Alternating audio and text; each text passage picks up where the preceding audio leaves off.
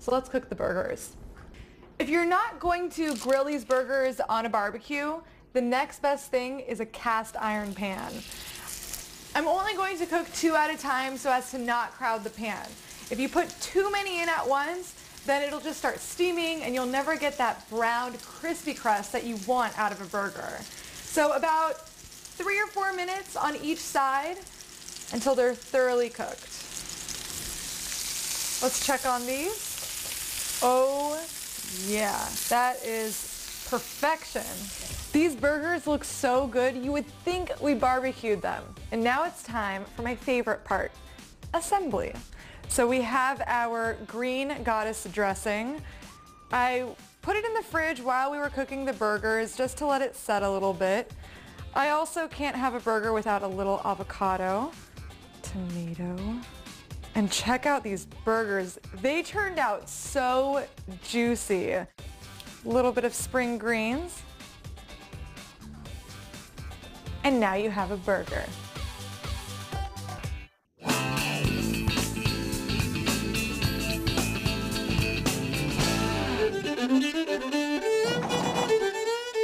Let's clear up a myth and give you one more word on turkeys. The Franklin Institute says that Benjamin Franklin never proposed the turkey as a symbol for America, but he did praise the wild turkey as a, quote, much more respectable bird than the bald eagle. Everybody has their favorites when it comes to food. That's why it's sometimes hard to get everyone to agree on what they want for dinner, even on what the youngsters want to take in their lunch to school. For generations, kids have been told to eat their fruits and vegetables. But we know peas and carrots often get passed up for sweets and treats. But let's take you to Wisconsin, where an innovative program connects school children to chefs and local farms to encourage healthy eating.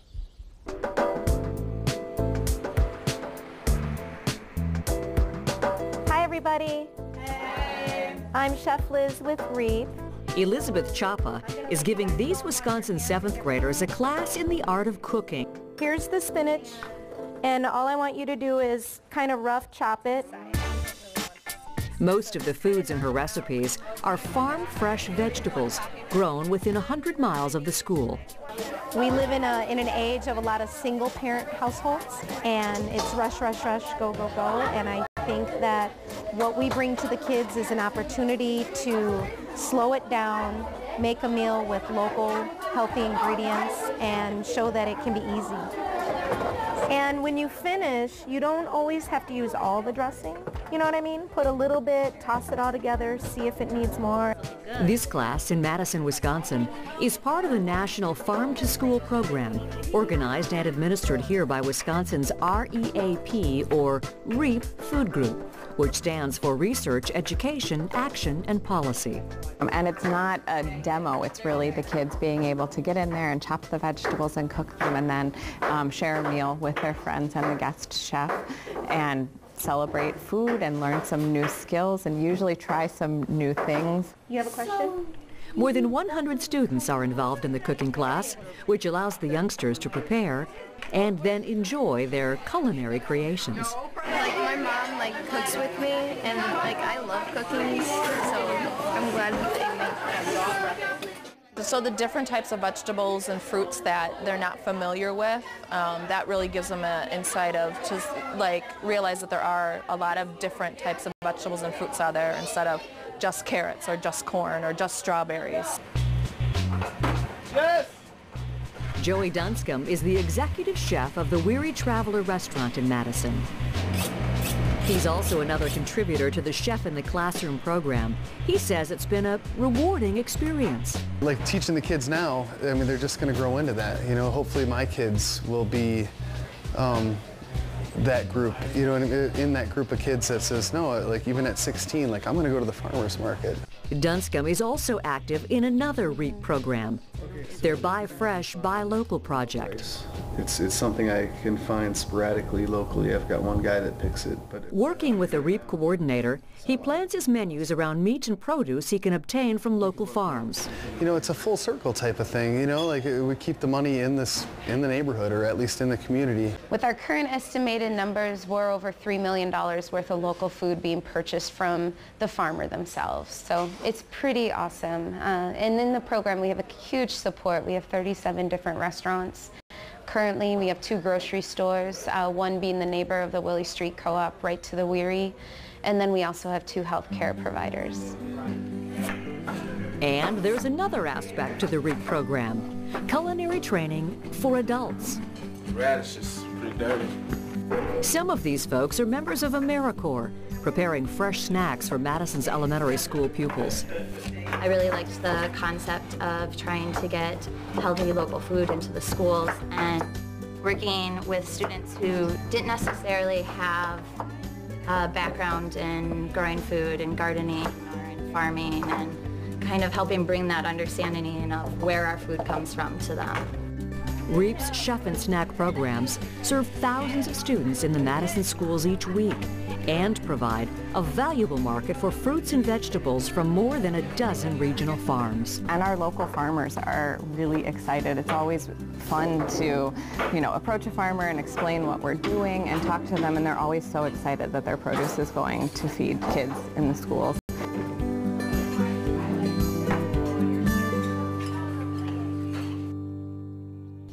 Before we go, we're always happy to pass along information about agriculture. Our website is a great place to start. You'll find us at americasheartland.org. And don't forget, we can connect with you on Facebook and Twitter, or check us out at our America's Heartland channel on YouTube. That's going to do it for us. Thanks for traveling the country with us on America's Heartland. You can see it in the eyes of every woman and man in America's heartland, living close to the land. There's a love for the country and a pride in the brand in America's heartland, living close to the land.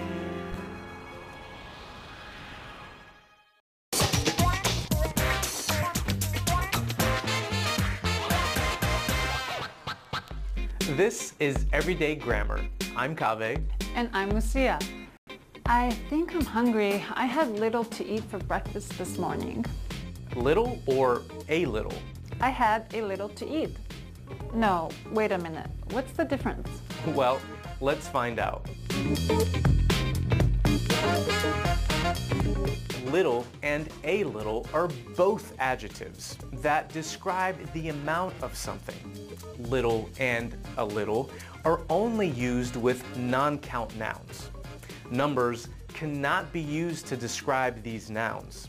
They look similar, but the article a in a little makes a big difference in the meaning. Ah, yes, I heard about that. If you use a little, you are usually expressing a positive idea. For example, I have a little money. Let's have some ice cream. If you just say little, you are probably expressing a negative idea. I have little money. I should stay home. Here's another example. I had little to eat for breakfast. In other words, I'm hungry. But I had a little to eat for breakfast focuses on a positive idea. In other words, I ate some food this morning. The same logic can be applied to few and a few. The only difference is few and a few are only used with count nouns. We hope you learned a few tips today. Unfortunately, we have little time left, but I still had a little money. We can get some ice cream. Sounds great. And that's Everyday Grammar.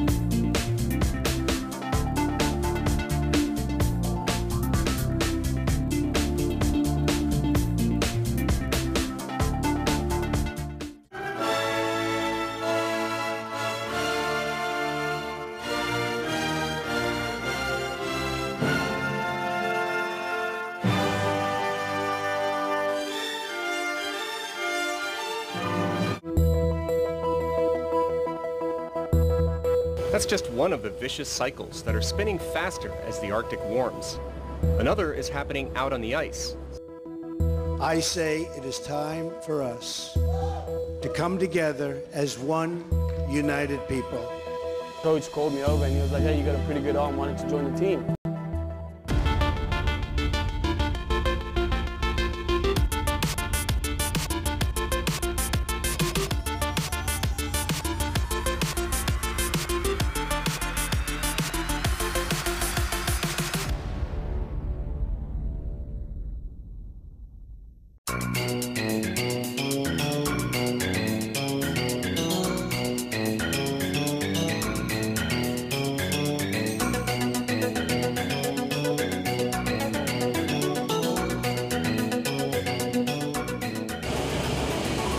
The frozen Arctic is thawing, and as it thaws, it's coming to life.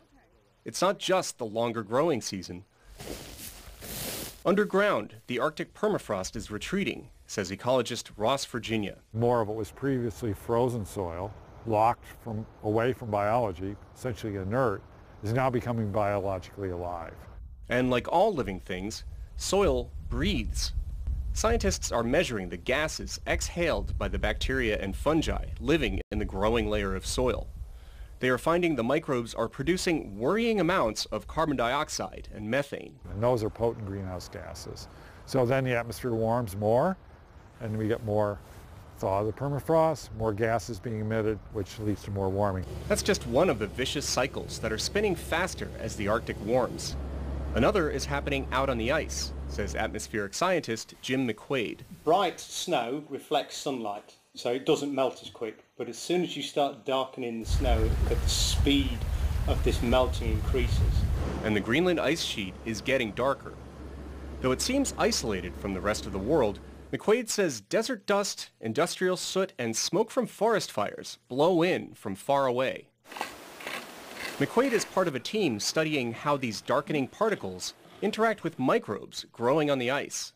They produce dark pigments to shield themselves from the unrelenting sun.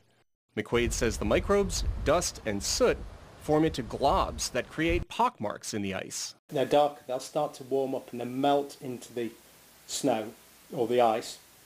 And as one melts and then you get another one melts and then they'll start joining together, so you'll get this water forming. The more water that melts, the more the microbes can grow, leading to more melting. Scientists do not yet know how big an impact these self-sustaining cycles will have, but Ross Virginia says researchers have been caught off guard. We've been underestimating rates of change, and it's because we're now understanding these feedbacks that we really need to dig into and understand how physical change affects biology, how biology drives physical change. Change that's happening faster and faster. In 2015, at the historic Paris summit, world leaders pledged to take steps to avoid that change. Here are the primary goals of the Paris Climate Accord. Hold warming to 1.5 degrees Celsius above pre-industrial levels. Establish national targets to cut emissions. Reach net zero emissions between 2050 and 2100. Review national goals every 5 years. Create mechanisms to mitigate damage caused by climate change. Produce a non-binding financial agreement to help developing countries cut emissions. The U.S. is responsible for 14% of the global total of the world's greenhouse gases. By pulling out, the U.S. joins Syria as the only countries not participating in the agreement. This month in Bonn, Germany, UN negotiators will be back, working out the details of how to cut emissions of planet-warming gases. It's the first conference since President Donald Trump said the United States would withdraw from the agreement. That leaves questions about the direction of U.S. greenhouse gas emissions, and the answer is not straightforward. Donald Trump campaigned for president, promising to put struggling coal miners back to work. Since taking office, he has worked to undo policies aimed at cutting greenhouse gas emissions from coal-fired power plants and elsewhere. Keystone Pipeline. That includes a move to undo the Obama administration's regulations targeting electricity generation, known as the Clean Power Plan. But the impact on U.S. emissions is likely to be minimal, says George Washington University's Amit Ronen. We're still going to meet the goals of the Clean Power Plan in most states, even if it's withdrawn, just because we're substituting so much natural gas and renewables for coal. Coal-fired power plants are shutting down across the country. Utilities are switching to cheaper, cleaner natural gas. And renewable sources, like wind and solar, are booming. Prices have plummeted. Renewables compete with fossil fuels on price in many places. But other Trump administration actions may still tip the balance for coal. A trade case will soon give the president authority to put tariffs on imported solar panels, which is nearly all of them. That could cost the industry 88,000 jobs. Experts note that many states and cities are stepping up efforts to cut greenhouse gases, even as the federal government is pulling back. So federal tariffs would not kill the renewables industry, says Rhodium Group analyst John Larson. Certainly adds costs and might stifle solar development, but overall, the overall clean energy picture, I think, doesn't get hit too hard. The other more dangerous situation is the DOE action. The DOE, the Department of Energy, has proposed paying coal and nuclear plants more than other sources for their electricity. Ultimately, experts say the Trump administration has limited powers to save the coal industry. However, while coal's decline is helping to cut greenhouse gas emissions, experts say they are not falling fast enough to avoid the worst of climate change. They also say the human footprint on climate change is immense. At least 1 in 10 people globally live near the coast in a low-lying area. As the population increases and sea level rises, their homes are increasingly being threatened. The countries with the most people at risk include the United States, China, India, and Bangladesh, and Southeast Asian countries such as Vietnam and Indonesia. My colleague Elizabeth Lee explains. From floods to droughts, recent years have seen more of these extreme weather events. There is no doubt that part of this is climate change. Winters are warmer. Snowpacks come later, they leave earlier. Droughts have tended to be more intense, especially here in California. Scientists say while climate change cannot be blamed for every extreme weather event, it is definitely a factor. It changes the odds. So the odds of heat waves are greater, the odds of stronger hurricanes are greater, the odds of more intense droughts and floods are greater. That means communities in low-lying areas close to the coast worldwide are at a greater risk of the devastating effects of extreme weather. We're living in a warmer world. We're living in a melting world. And of course, the unequivocal evidence is that sea levels are rising. We're living risky. We're living too close to the coast. Scientists say although the Earth's climate of years, we've never seen this much change over 100 years. And so the thing that worries me the most is not the next 1,000 years or the next ice age, but the next 100 years. It's not natural. If it weren't for human activities, the world, under natural causes like changes in the sun and volcanoes, would have actually cooled slightly in recent decades. Warming is due to human activities, primarily to carbon dioxide and other heat-trapping gases and particles that mankind has put into the atmosphere. Rising sea levels and more extreme weather have impacts that go beyond floods. We have greater disease, spread of disease. We have deteriorating air quality because of higher temperatures. One of the biggest impacts of sea level rise on global agriculture must also adapt to a changing world. As seen in this film produced by the Aquarium of the Pacific, sea level rise in Bangladesh is causing more salinity in the soil. Farmers can no longer plant their regular crops and have switched to grains more resilient to salinity. Some countries are working to mitigate the effects of climate change. In Indonesia, American and Indonesian scientists and students are working to restore seagrass beds. Seagrass protects the shore from storm surges and helps take carbon dioxide out of the atmosphere. We can't make it go away instantly. It takes a long time, but we can act to reduce the severity of climate change.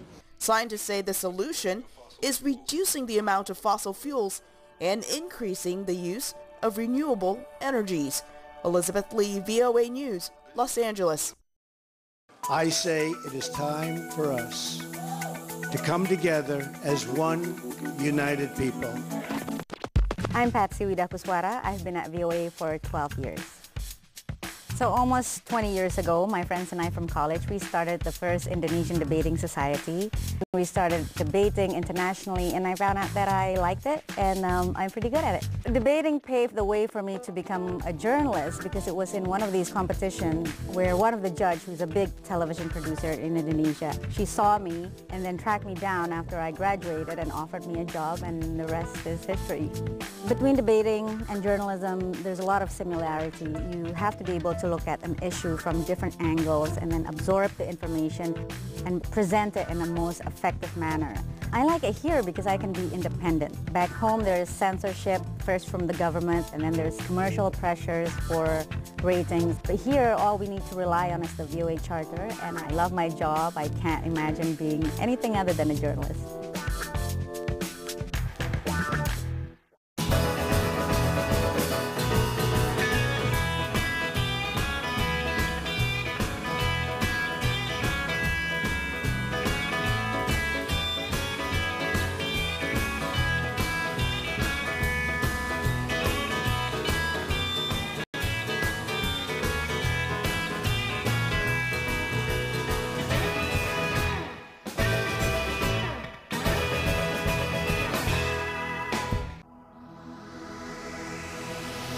My name's Carla Babb, and I work the Pentagon beat. That access helps me to do better stories. Every day it's my responsibility to collect all of the defense news. It keeps our VOA viewers informed. I get to travel all across the globe. Anything that's defense related and how to protect and keep people safe, that's where I'll go. So it's never a dull moment at the Pentagon. My name is Carla Babb. This is my beat.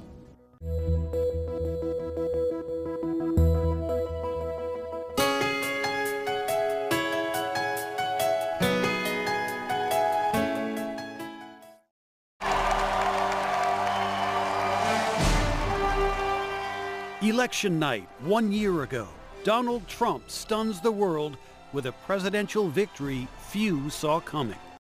To all Republicans and Democrats and independents across this nation, I say it is time for us to come together as one united people. At his inauguration, Trump made a pledge to the working class voters who largely fueled his victory. Politicians prospered, but the jobs left and the factories closed. This American carnage stops right here and stops right now.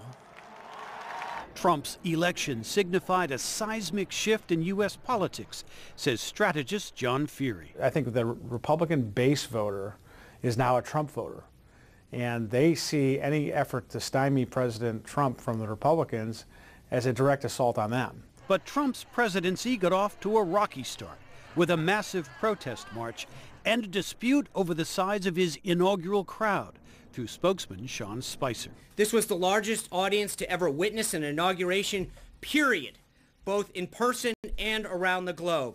I, Neil M. Gorsuch, do solemnly swear. The president scored an early success with the confirmation of Justice Neil Gorsuch on the Supreme Court. The stock market just hit an all-time record high. And he gets high marks for his handling of the economy, a booming stock market, and military gains against Islamic State. But Trump and his Republican allies suffered a setback with the defeat of a health care bill in the Senate. The ayes are 49, the nays are 51. The motion is not agreed to. That left the president's agenda effectively stalled, says Alan Lichtman.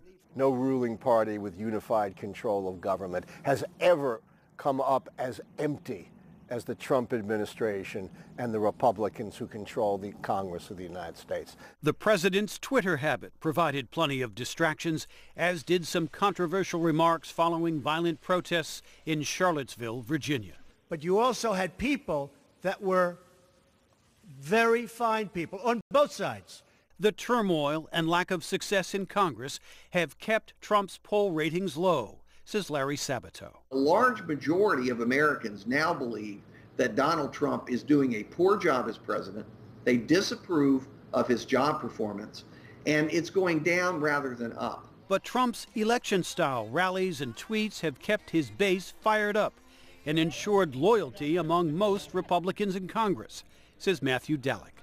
Because he has this pretty tight hold on 35, 38%, makes it very hard for the Republicans who control Congress to openly challenge him. Yet recent criminal indictments in the Russia probe also threaten to cast a shadow over the White House, adding to the uncertainty of where Trump's presidency is headed, says Sabato. So can he turn it around? Yes. Can he get reelected? Sure. Now, sometimes the hard part's getting elected the first time. But he's making it difficult on himself, both for passing his agenda and for keeping the Congress in Republican hands and for getting reelected. Trump's election was a defining moment in U.S. politics, but its impact on the country and the world remains an open question. Jim Malone, VOA News, Washington. Did you vote today? From the liberal college student to the conservative West Virginia coal miner, the election, the future for the coal industry.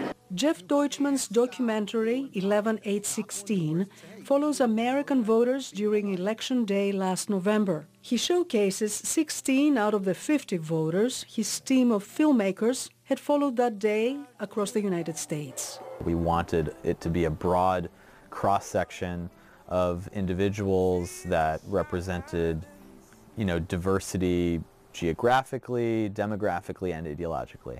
11816 shows that people voted on issues they felt affected them personally. The film also shows that most believed media projections that Hillary Clinton was going to win. The election will be over by 9 o'clock. They'll call it by 9:30, and everything will be peaceful and wonderful. What if it goes the other way? What? Not going to go the other way. No way. Mark it down. Jeff Deutschman says his documentary reveals deep cultural divisions in American society the media missed. So I think it's important not to get stuck in the echo chambers that we all live in. We surround ourselves with people virtually and in real life that are like-minded, and I understand that. I do it as much as anyone. But I think it's really important to try and regularly confront the fact of how big this country is, and to allow that vastness to inform the decisions that we make about how we vote and, how we speak. The film does not take sides. We get invested in these 16 characters who, despite their political leanings, make compelling arguments based on their circumstances, as in the case of Tom, a small businessman from Massachusetts. She's going to get elected because she's going to cheat. She's going to cheat. She's going to raise the taxes on everybody, and healthcare right now is crushing us anyway. So I'm concerned that we're going to have a tough time making ends meet. Take that stupid hat off, man. I will not take this hat off. On the other side of the spectrum, the documentary also shows the concerns of minorities if Donald Trump won. Deutschman says a year later, America remains deeply polarized across the same lines. He hopes that films like his, by humanizing the American electorate, can encourage dialogue. Penelope Poulou, VOA News.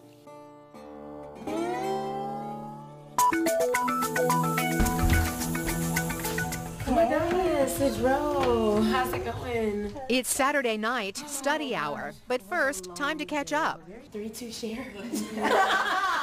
Deja Sawyer is in her last year of college and waits on tables at a restaurant. But her life goals are on a ballot. I plan on returning back home to St. Petersburg and running for city council in 2020-21. Then after that, I aspire to become the first African-American female mayor of the city of St. Petersburg. To get prepared, Sawyer attended a ready-to-run training program. Women know the world in a different way. Here they learn campaign nuances and the toughest task, fundraising. Next time you go to a wedding, you're going to be like, here I am at a fundraiser.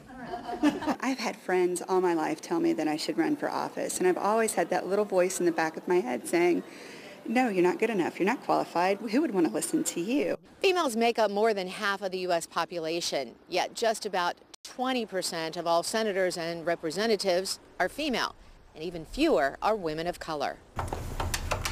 Greeting, Mr. Ramos. My name In is California, Aja Smith is trying to change that. and I'm a congressional candidate for District 41. Smith says money intimidates minority women. She's raised $10,000 with a goal of $100,000 by January. Smith is a military veteran running against an incumbent male Democrat who's never served in the military. We are the largest employer in this area. Smith says she looks more like her community than a traditional Republican, who she describes as a rich old white man. Halfway across the country in Naperville, Illinois, a woman who is another first-time politician making her run for Congress is Democrat Jennifer Zordani. As she watched the district's Republican congressman get more and more conservative, I thought, am I going to keep complaining, or am I going to get out there and work? First, she has to win the Democratic primary against this woman. And this woman. Here's pajama time. A bookstore owner and city councilwoman. I'm collecting signatures to get on the ballot. Thank you. I'll give you a little train reading. Thank you. If she wins, Zordani would be the first woman to ever represent the voters of Illinois' 6th District. Thank you. Have a great day. Thanks. Nearly 400 women like Smith and Zordani are running for the U.S. Congress next year. If most of them win the primaries, many are looking at 2018 to be the year of the woman. Carolyn Presutti, VOA News. I'm looking at bed.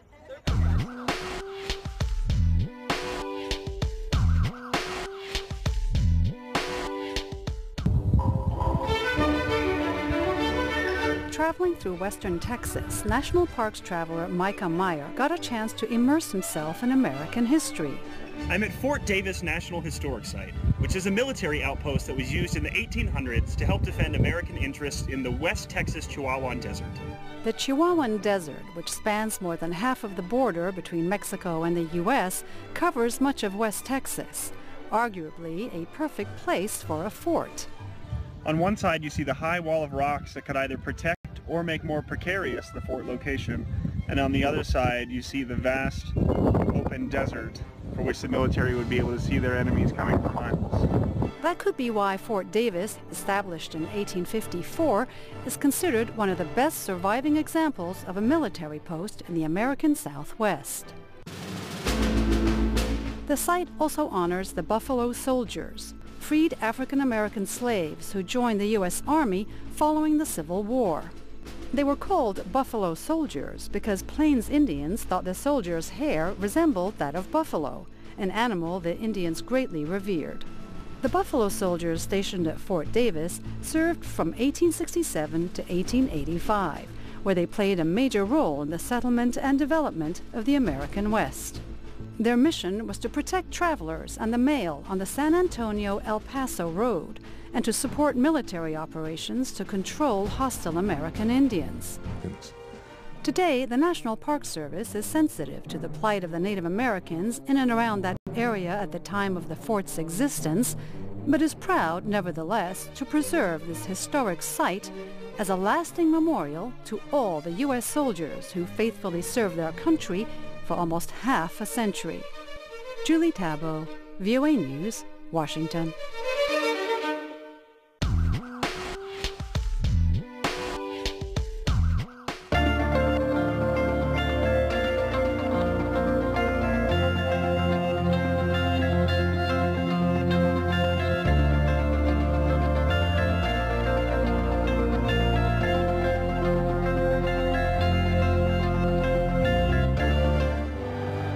It is a moment every aspiring baseball player strives for. Gifton Gope is coming in on the double switch. At first, major league appearance. This is what you've been working hard for all these years, and this is what you've dreamed for since you were a little kid. For 27-year-old South African Gifton Gope, the dream came true with the Pittsburgh Pirates April 26th. My heartbeat was very hard, and it felt like it was beating a little bit out of my chest. Up against pitcher John Lester of the Chicago Cubs World Series championship team, Ngoepe did more than just step to the plate. A nation and a ground single into center field for Gift Ngoepe. He reached first base on a well-placed hit, entering the history books as the first Major League Baseball player born on the African continent. competing in a sport unfamiliar to many in South Africa. Baseball is not very popular because we compete against 3 other sports, cricket, rugby and soccer. So, you know, the youth development for baseball is not going to be as strong. But Gift Ngepe was born to baseball, literally. His mother worked for the South African Randburg Mets Baseball Club, and the family lived in a small apartment near the field. I rolled out of bed and I was on first base, and that's how it was for me. I started playing baseball at the age of 3. I was throwing the ball against the wall, and the coach called me over and he was like, hey, you got a pretty good arm, why don't you join the team? At 18, Ngepe caught the eye of the Pittsburgh Pirates, who offered him a contract that brought him into the organization's minor league system, where he formed a friendship with fellow teammate Josh Bell. Having the courage to make that first step, say, hey, I'm coming over to the States, I'm going to try to learn this game as best I can. It's incredible. While Ngepe is the first from Africa, he isn't alone. Dovydas Neverauskas making his major league debut, the 24-year-old from Lithuania. Just before his debut, the Pittsburgh Pirates called up Ngepe's minor league teammate, Lithuanian-born pitcher Dovydas Neverauskas from the Indianapolis Indians, prepping him to take on the Chicago Cubs. Got there during the game and I got to pitch in the game at the same time, so it was like, didn't really have time to think once I got to the field. Now the first Lithuanian Major League Baseball player, Neverauskas understands the importance of his own historic moment.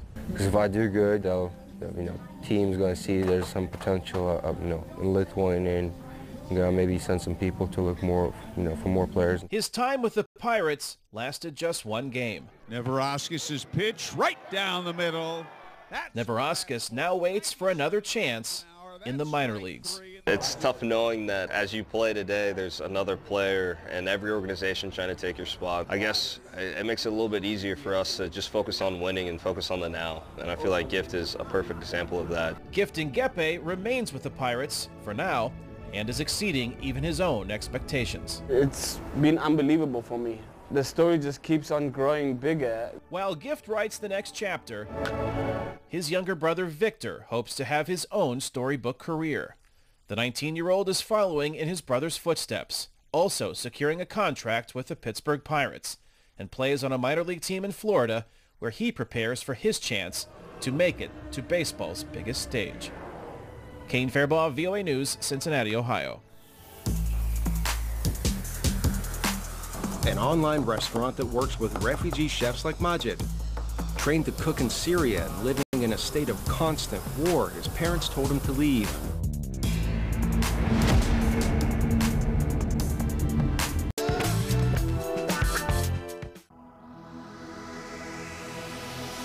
I'm Jim Malone, and I work the political beat. I cover what drives the political issues in the United States, what voters think, what drives the candidates, how public opinion shifts on one issue or another. It keeps you in touch with the American people and where they want the country to go. It's a great way to get a window on what's happening in the United States. I'm Jim Malone, and my beat is U.S. politics.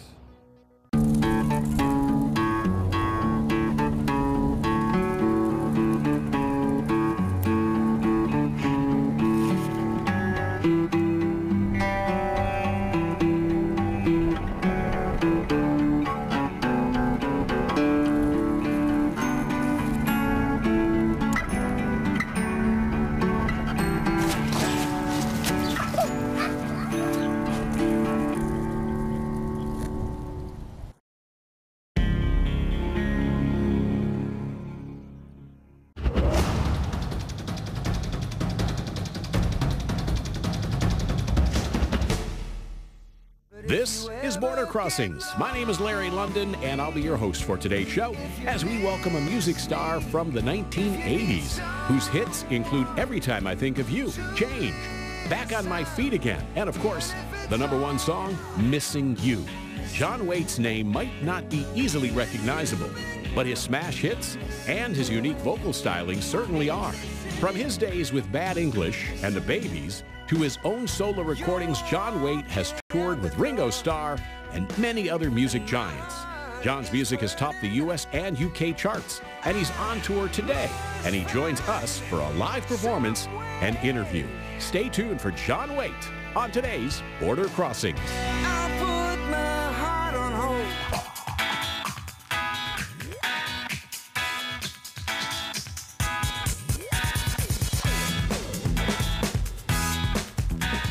Hi, this is Larry London. Welcome to Border Crossings, and what a great show we've got for you today. I'm very excited myself because I'm a fan of this man and his music over the years, going back as far as the 70s.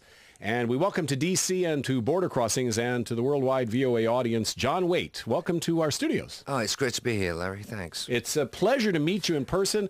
I have been playing your songs with the Babies and with Bad English for many, many years. And so have I. So have you. Probably many more times, I'm sure, than I have. But I love the songs. I love your music. Thanks. I love your sound and everything that you've been putting out. And are you on tour now for a new album? There's a greatest hits called Best.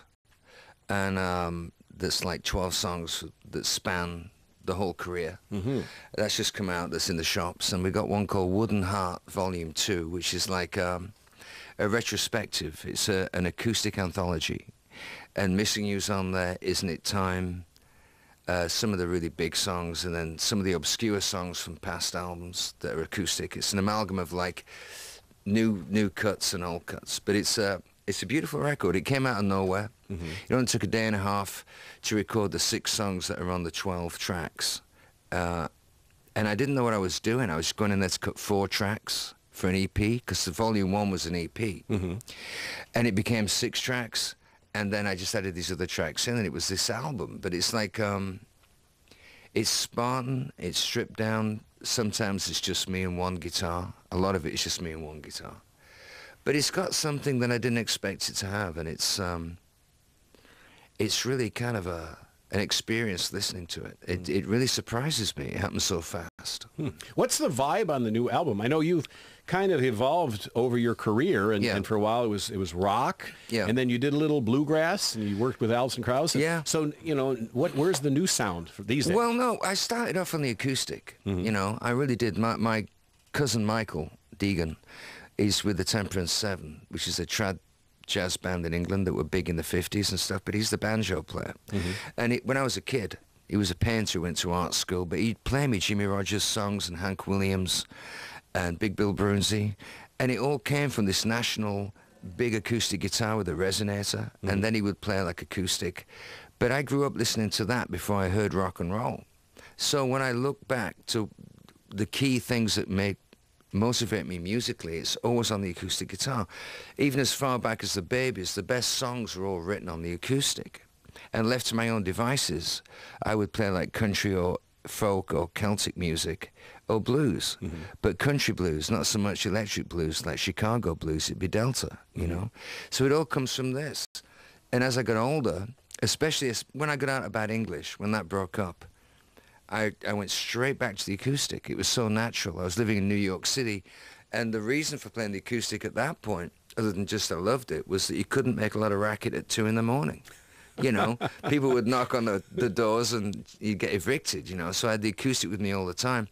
But it spoke to me, and it always has. And so at this point in my life, when I don't need to sort of do anything other than what I want to do, you know, this is what I'm doing now. It's just gone back to what I loved as a kid.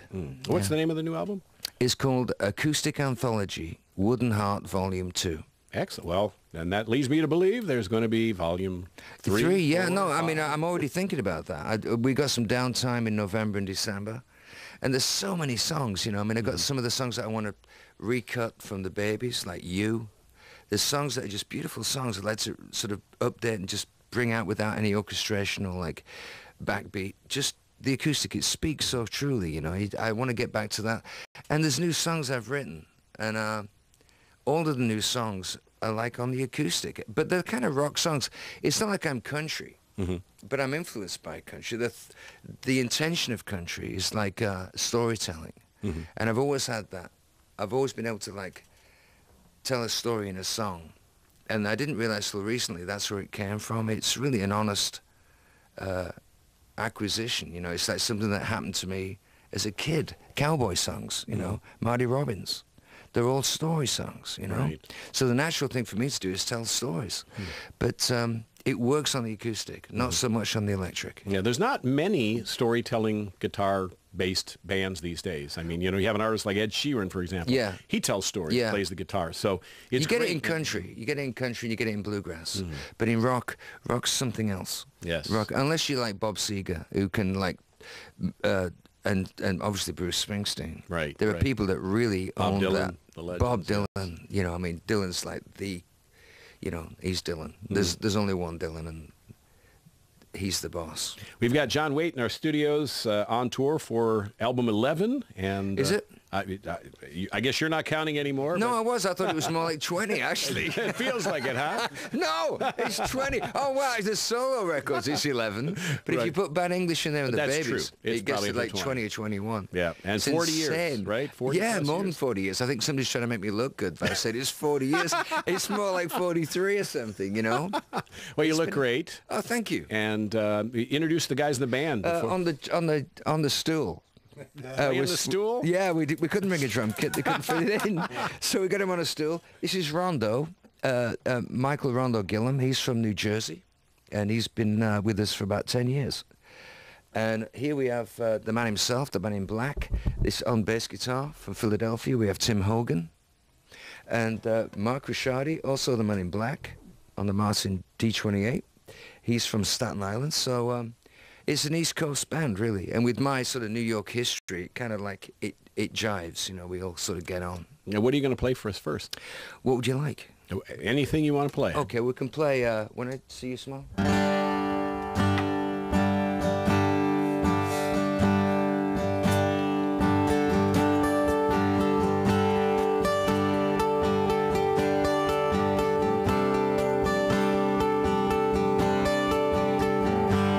Sometimes I wonder how I'd ever make it through this world without having you. I just wouldn't have a clue. 'Cause sometimes it seems like this world is closing on me.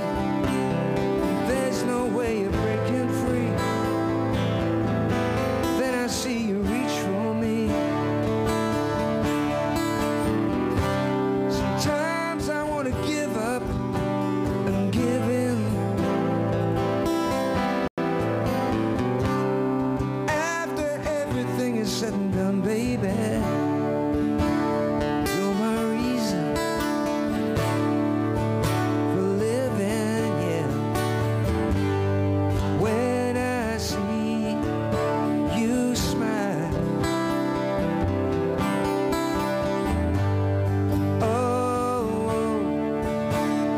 I can do anything, yeah. When I see you smile, oh yeah, baby, oh, I can do anything, yeah. When I see you smile, baby, baby, when I see you smile at me.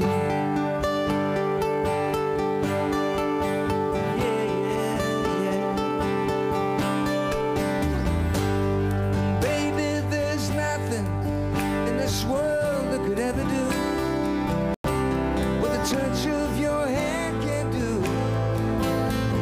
It's like nothing that I ever knew before.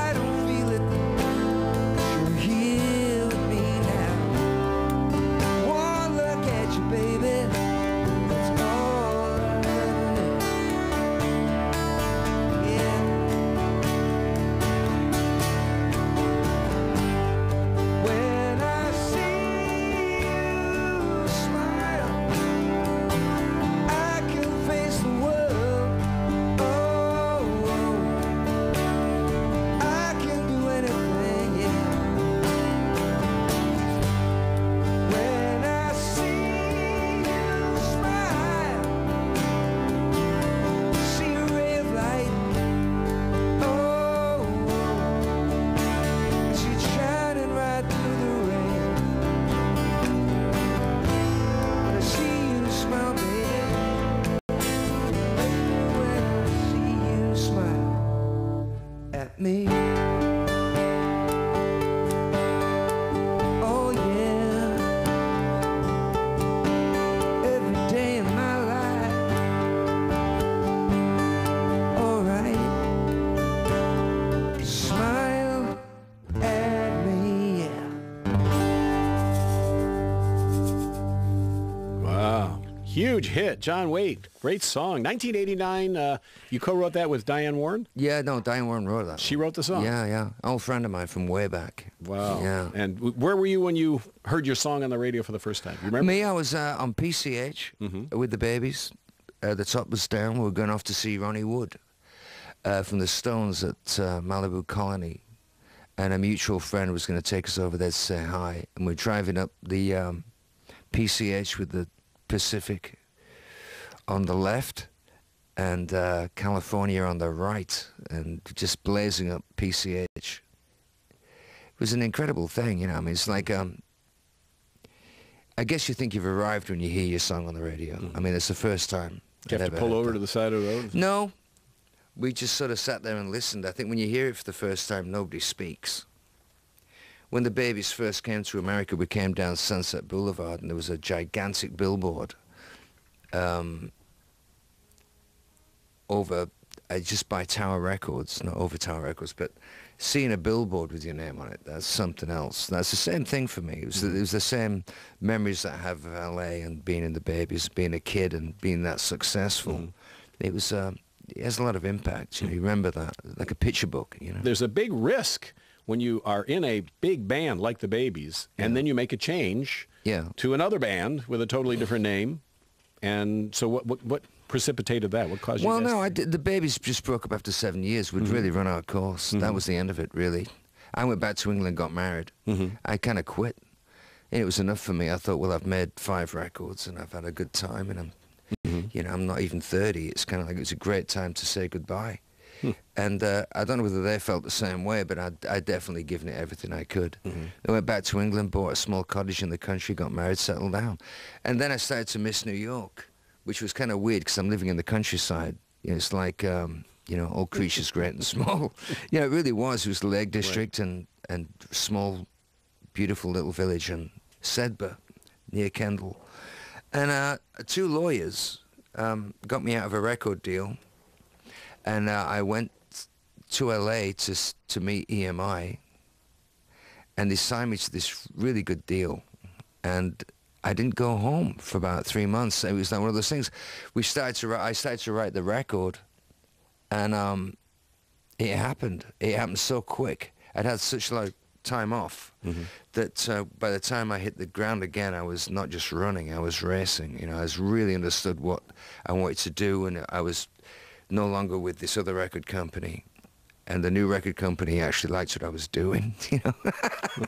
So, and man, it happened so quickly, you know. And instead of just doing like some work, meeting a few guitar players, signing the deal and going home, I had to stay in America and finish it, which leads us into missing you, because at the 11th hour, we were mixing the record. They had this great band, Donny Nosov on bass, Gary Myrick on guitar, and Curly Smith on drums. It was a tragically great band. And we'd blazed through this record, written a lot of stuff together, but I knew we hadn't got a big single. I just knew it, and there was something missing. It's like making a jigsaw puzzle, and there's a piece missing, and everybody's looking at the jigsaw going, yeah, it's great, isn't it? You're going, yeah, but there's a piece missing, and nobody got it. And I was going away while David Thorner was mixing. And I was trying to write something else, and I didn't even know what. And a friend of mine had this backing tape. We were working on this song in his studio, and I'm in the bedroom singing on this mic, and he's got a studio in his living room.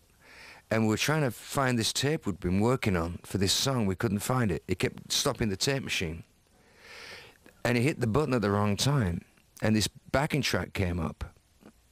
And I said, what's that? He said, oh, it's just, you know, it's nothing. I just did it last night. And it was like, boom, dun, dun, dun, dun. And I thought, no, that's right up my street, that. What do you got? So he put that up on the headphones and the mic. And I went back in the bedroom microphone situation and sang the first verse chorus of Missing You without missing a beat. And that's what I was saying about, like, knowing there's a piece missing. Your subconscious is working overtime. I haven't been back to New York. I haven't been home to see my wife. And I'm really kind of feeling it. And Missing You came out, you know, and on that microphone, in that moment, after the first chorus, I choked. You know, it's like everything I've been walking towards in my life happened in that moment. And I knew that it was number one, and I knew my life would never be the same again. And that's, you know, true story. Can you do Missing You? Would you do this? Great. We can. This is the song that knocked What's Love Got to Do with It. Yeah, Tina Turner right off the chart. Turner, knocked her right off the my throne. heroine. I just, you know, it was, and I got to meet her the week before. Oh boy! At a party, and I leant over and I said, you know, I'm number one next to you. That's right. You know, what a way to say hello to Tina, you know. But she was very gracious, you know. Wow, fantastic. Missing You, John Waite.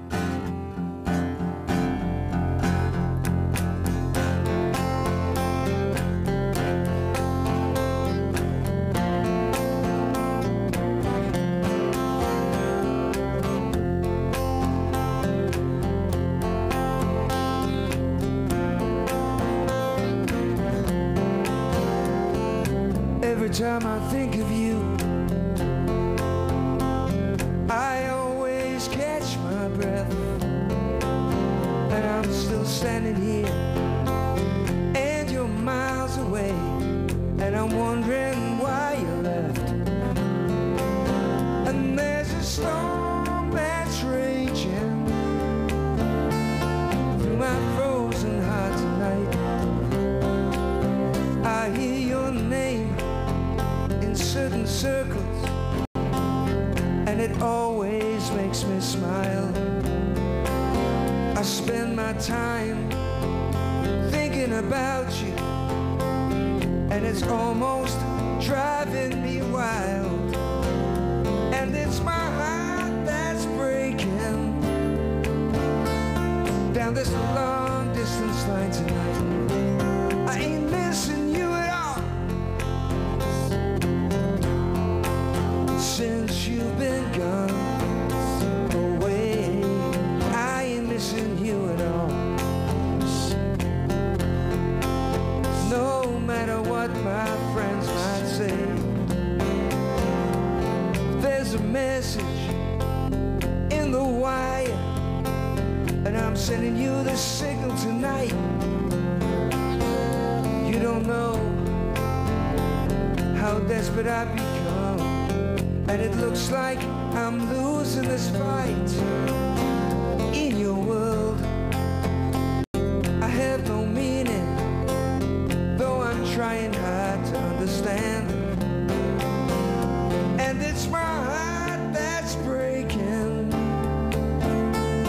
down this long distance line tonight. I ain't missing you at all. Missing you since you've been gone away. I ain't missing you at all. Missing you. No matter what my heart might say. There's a message that I'm sending out, like a telegraph to your soul. And if I can't bridge this distance, stop this heartbreak on below, I ain't missing you at all. Since you've been gone away, I ain't missing you at all. No matter what my heart might say.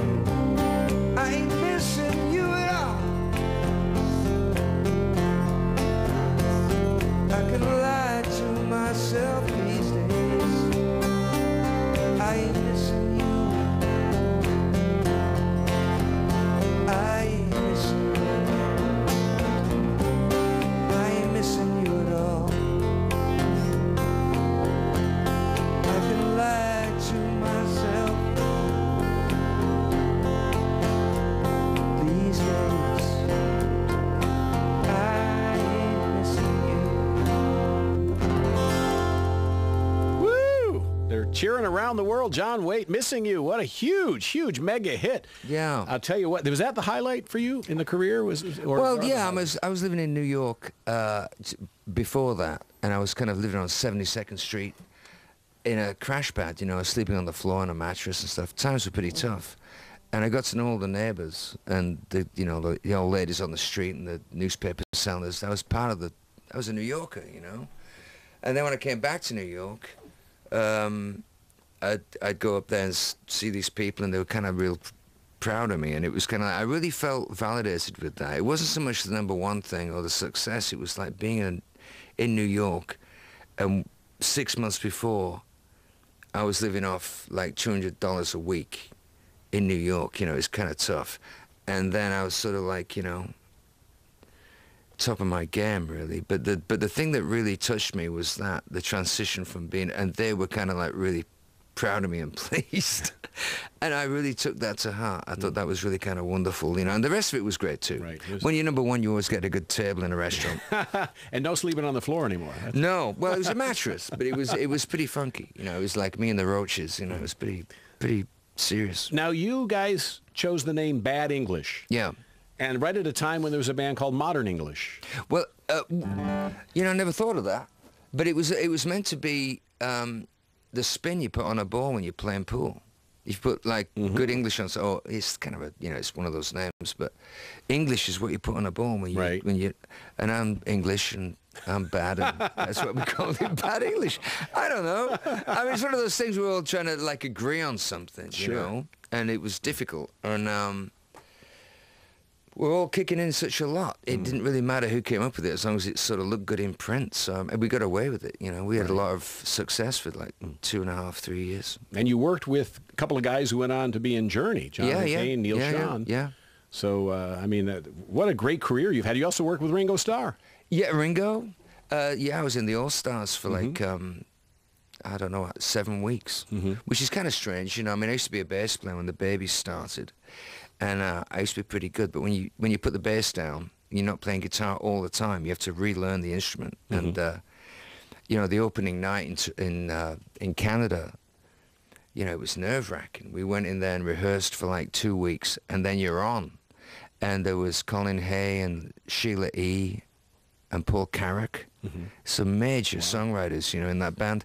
So there was songs that were like Spanish, you know, hip-hop dance, super hip, sort of like Sheila E. songs. Then there was this beautiful Paul Carrack songs that were soulful. He's a great singer, keyboard player. And Colin Hay's stuff, which was almost like reggae. So you had to learn all those songs, you know, and then play your own songs.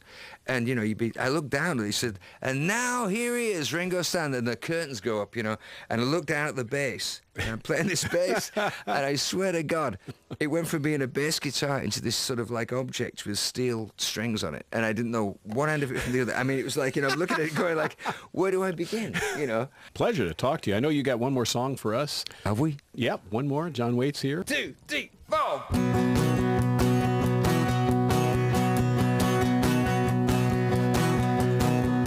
Talking, and they're saying that you're leaving, yeah.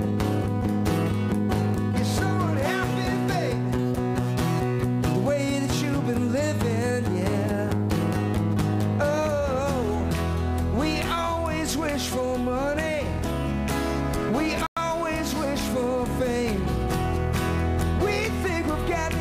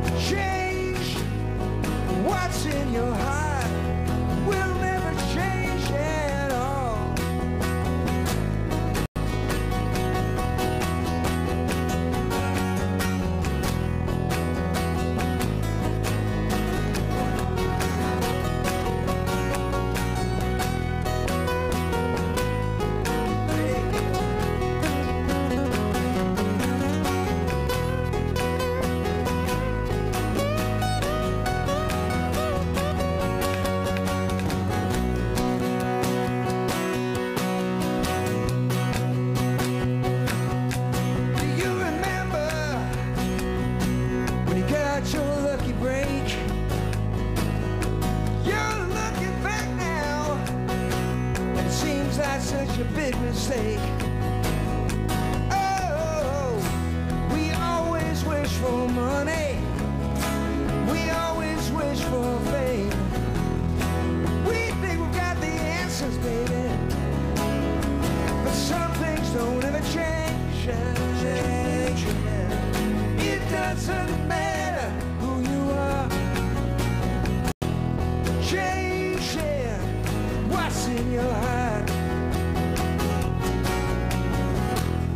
Change, blowing through your world every single day. Change, yeah, yeah, yeah.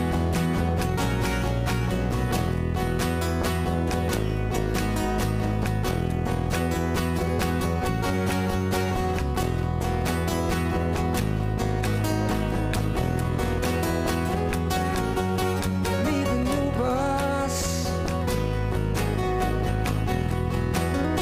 same as the old boss now. And we won't get fooled again. No way, we won't get fooled again. No way. Meet the new boss, like the old boss, yeah. We won't get fooled again. Yeah, yeah, yeah.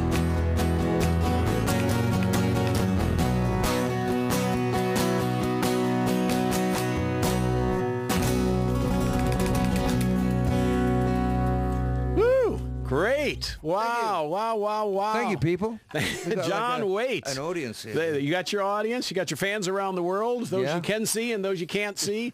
And people have been buying your records. New York, man. Yeah. Supporting your music. And what an honor it is to have you in our Well, studios. I really enjoyed it. So tell me, John, your album name again, the new It's album? called Wooden Heart Volume 2, Acoustic Anthology. There's a Volume 1 that's only 4 tracks. That's an EP. This one's got, I think, 12 or 14 songs. I forget. But it's really, I mean, honestly, I think it's some of the best things I've done, certainly as a singer, and being able to choose some of those songs and bring them back, like Missing You. Isn't It Time by the Babies, you know, but just unplugged. Right. In God's Shadow, that I wrote with Keith Reed from Procol Harum. Just some beautiful, I mean, I like them, but I mean, it's a joy. You know, I mean, you know, you get older, and it's a joy to sort of look back at your career and do the stuff that you love so much, and it still have impact. It means a lot to me. Well, what a pleasure to have you here. Thank you, John, for doing this. God Thank bless you, guys. No, you know, Great band. thank you for having us. We You know, really appreciate it. Can't wait to have you back. Thank you. John Waite, our guest, and you're watching Border Crossings. I'm Larry London.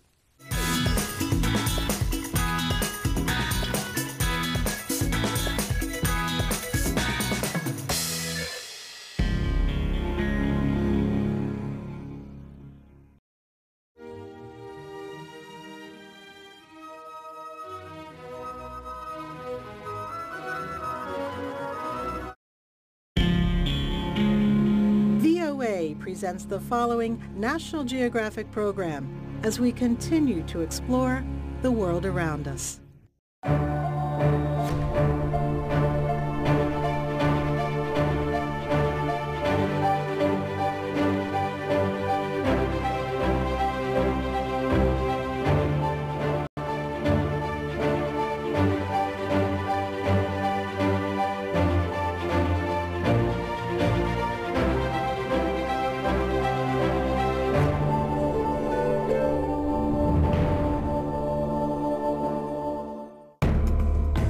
It was a war out there. Gunshots every single night. Conservationists are the firewall between humanity and wildlife, as far as I'm concerned. There is absolutely no reason that moving forward, generations to come shouldn't have the same beauty wandering among them as we have been honored and blessed to have with us.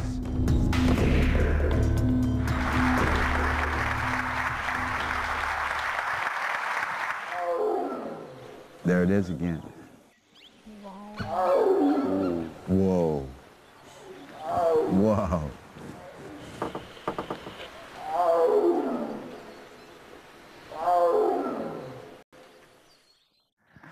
Well, that roar was incredible. Sadly, we don't hear it enough. Tigers are in desperate shape, really desperate shape. This species has declined from about 100,000 individuals at the beginning of the 20th century to around or less than 3,000 right now in the wild. When we realized tigers were going downhill, there was lots of places on the earth, wild places, where we didn't even know if tigers still existed. And my job was to go out and search some of the wildest places left on earth to try to find if tigers still existed. Now, one of the places which I had to explore was called Hukong Valley. My first steps into the Asian jungle were here in the Hukong. I had to reach back into my photojournalism roots because 100,000 miners had come into the area. And the jungle was no longer just the jungle, it was a large mine with a lot of people. So I needed to tell that story, and the story of areas that looked like this. The point of this was, interestingly, that tigers could still live here.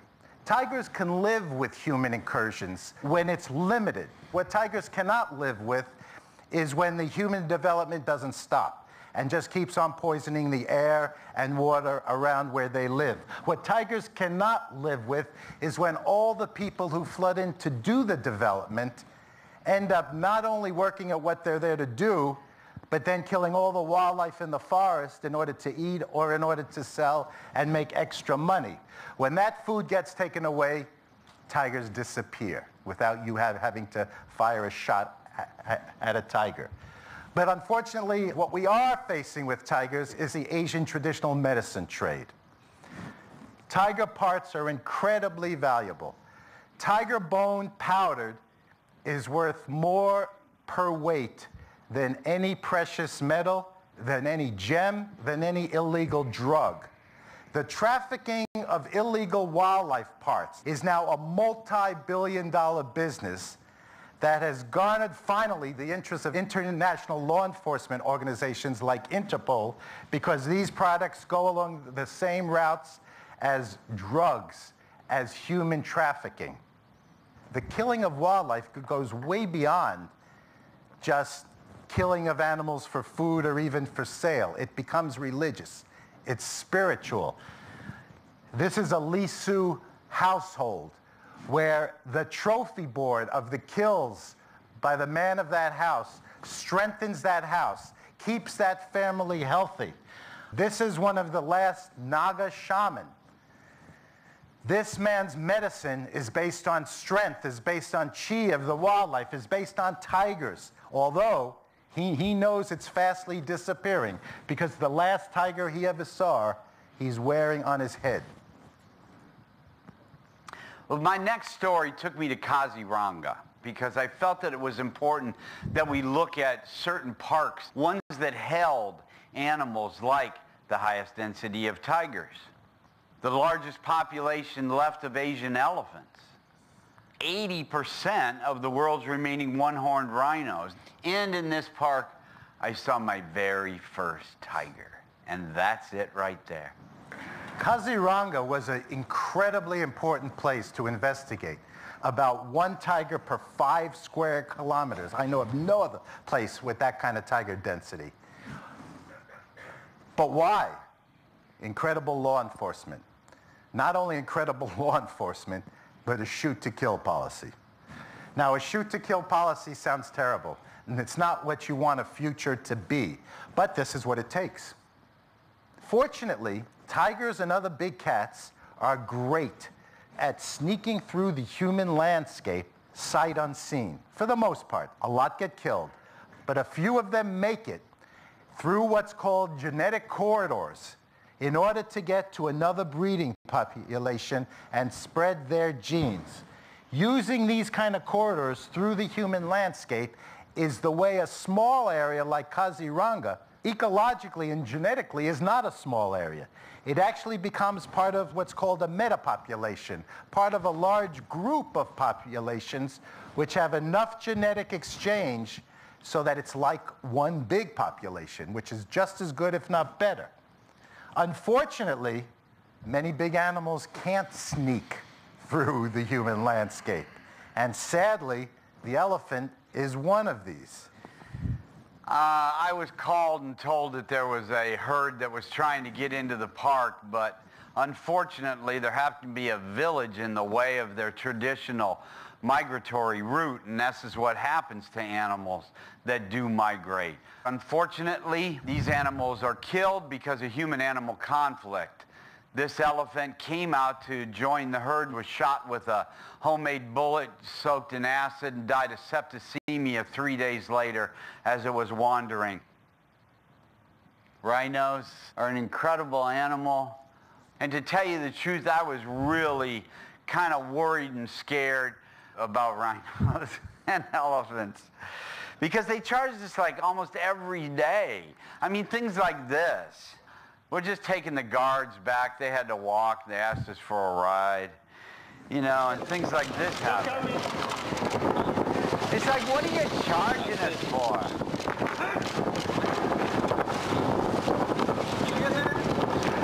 But you always have to know we're guests in their park, and they finally gave up, and it's like, yeah, get out of my way. So I was always trying to find a new way to take pictures, so I put a camera on a bamboo pole with a remote control on it, and so I could get a picture. I used to see guards walking next to the elephants, and I was like, let's get their view of the tusk and the trunk and take pictures. It turns out rhinos hate elephants on bamboo poles. I mean, cameras. It attacked us. The elephant ran for about 500 yards. Lost the gun, lost the gun. We lost the gun. Yeah, it's like, they all got done going, let's go find the camera. And I said, forget the camera, go find the gun. We're stuck out here all alone. If it wasn't for the bamboo pole, I probably would have been dead, and that was the most scared I've ever been in my life. My life is not nearly as exciting as Steve's.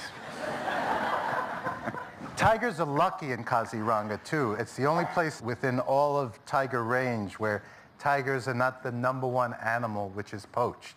That's unheard of, because Kaziranga has the highest density of Indian rhino by far at any place in the world. They're actually poached and sought after more than tigers are. This is an incredible shot Steve got. I know of no other picture ever of a tiger eating a rhino. In this case, tigers can actually take advantage if rhinos are poached and killed, because often just the horn is taken and the body's left. Everything I'd heard in Asia about tigers led me to believe that I needed to do another tiger story for National Geographic. And that took us to Sumatra. Sumatra is under grave threat, mostly by their own doing. It's got one of the highest rates of deforestation in the world. A lot of people have come in and they've set up snares. There's a tiger trap with a puppy, and it's set with 3 snares. Most of the people using snares, they're not after tigers. It's a really interesting phenomenon, and yet they're responsible for probably more tiger deaths or loss of tigers than anybody else. They catch what they don't want to catch, such as this tiger cub. It lost one of its legs in the snare, and it was taken in to a place of about 50 so-called conflict or problem tigers in Jakarta. Now, sadly, many tigers are meeting this fate. What's good is that they're living. However, their lives, while definitely worth something, is not helping wild tigers. They're dead to the wild tiger population. Tigers were they worth more dead than alive? I knew I didn't believe it. And with the raising tiger numbers in Sumatra, that's not true. Because positive things are happening. Anti-poaching patrols, anti-logging patrols come in and burn out poaching and illegal logging camps. The men that used to be illegal loggers and the guy on the back elephant back there used to be a tiger poacher. Now he loves the fact that he has a job as a park guard. He gets a paycheck every 2 weeks. Who knows better how to catch tiger poachers than a tiger poacher? one of the only pictures of a Sumatran tiger, one of the rarest cats on the face of the earth because it has a mane. Now we're going to go to a place in one of the greatest pieces of forest in all of Southeast Asia, this area called Hoi Ka Keng by the Thai-Burmese border. It introduced me to how bad the situation was. There are almost no more tigers. Every single night I would go to sleep, literally, to the sounds of gunfire. Every night. And every morning I would wake up at night. During my study, 2 of my men got killed, who were unfortunately forest rangers also. Why? Because they had old M1 rifles. They were told to go out and shoot and protect against animals, protect against poachers when they had no training, and they were fighting against people with AK-47s. I ended up stepping in a trap set for the forest guards while I was tracking tigers, and I was stepped into a punji stick trap made like in the Vietnam War as bamboo stakes went through my foot. It was a war out there. It was a war. Gunshots every single night. We had to carry guns all of the time. I didn't think this area would survive, actually, and I'm an optimist. But I was wrong. I was really, really wrong. The whole government will changed, and it went from having no more than a handful of tigers to having almost 100 tigers right now. And that's just in Hoi Ka Keng, with the potential of having 500 or more tigers in the entire Western Forest complex. This population has now stabilized. Something's wrong because it's not increasing at this point. But why did that happen? That happened because the guards went from poor little local people with M1 rifles to guards who were trained by the people who should be training them, military people, and they were able to enforce the law. My job is to go get pictures of tigers. I wanted to get to Sumatra and I got it, so I went to Thailand to try to get pictures of the Indo-Chinese tiger, another very unknown species photographically. And my job was to work with on the first ever project on female tigers in history. And they first put a cow out. The tiger hits the cow, they put snares out. And then they capture the female, put a GPS collar on her, try to understand where she's going. What's her home range in different parts of the park? Does she go outside the park? But my goal was realized by getting a picture of an Indo-Chinese tiger right here at a marking tree when it's getting ready to spray. First of all, these tigers can't be seen. The ones who